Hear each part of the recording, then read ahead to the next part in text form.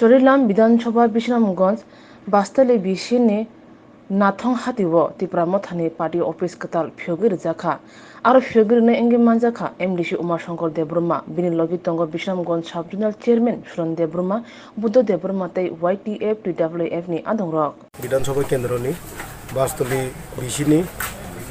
नाथं हातिओ कायसा सिनि party office खुलुगिरजाखा तै party office खुलुगमन लुगि लुगि अर सिनि हाति पान्नाबो कायसा नाय महाकेनो गोबांमा जों दिनै बुबागारान दा गिमुंबाय प्रत्येकटा बिषयाव जों कायसा कायसा पार्टी अफिस खुलुगि दङ सिनि सामुं बुथ लेभेलनि कमिटिखौ खाय दङ बेबाग नचलि दङ अमाके जों बुसकांगो सकांनि थालायनाय जों जतन बाक्साके थामजाके बुबागारान जे दा गिमुंनो खलायनानै जों जतन सायमनो आबा खलायनानै थांगांके सिनि कायसा आजुगै कक सालायजांना थायनांगो आ थायनांगोन गनो जों दिनै प्रत्येकटा बिषयावनो जों कायसा कायसा अफिस खुलुगि दङ आमनि आबनि अंक हाकेनो दिनै बास्तलिआव दिनै जेंगिरजाखा गोबां मानसिनि ते खुलुगनाय दङ सिनि बिश्रामगंजआव जों अलरेडि खुलुगबायजाक आमतलिआव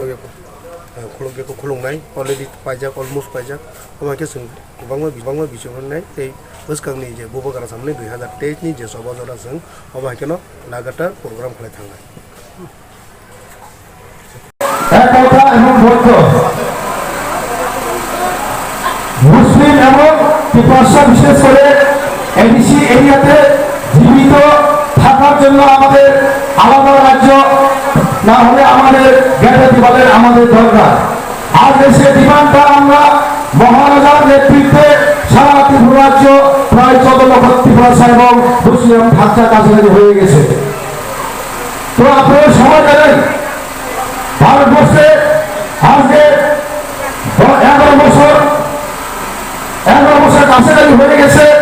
সেই এনডিএ গভর্নমেন্ট নয়তো বিজেপি সরকার এই ভারতবর্ষের সরকার আসার পরে আমাদের মুসলিম ভাইদের উপর ধর্মের উপর যে একটা অত্যাচার সূচিত করা হয়েছিল আপনারা দেখুন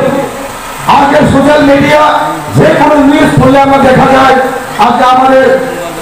উত্তরপ্রদেশ বিহার ওয়েস্ট বেঙ্গল উত্তর ত্রিপুরা ধর্মনগর সাবরুম সুনামলা বিভিন্ন এলাকাতে অত্যাচারিতভাবে করা হয়েছে। তো আমরা একসাথে রুখে দাঁড়াতে হবে। আজকে শুধু আমরা ত্রিপুরা মাতার সঙ্গে মিটিং মিছিলে গেলে হবে না, ভূত করতে হবে আমাদেরকে। আপনারা যদি এমডিসি এরিয়াতে মহারাজার নেতৃত্বে সরকার গঠন করার ফলে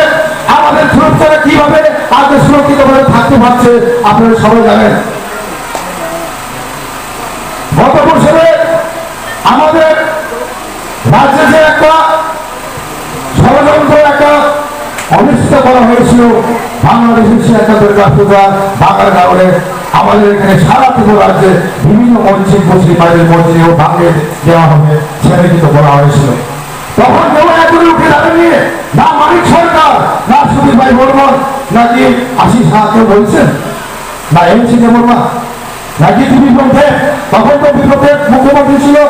কেউ তো বলেনি, খালি আমাদের বিভাগরাই বলেছিল। যদি আমাদের মুসলিম ভাইদের উপর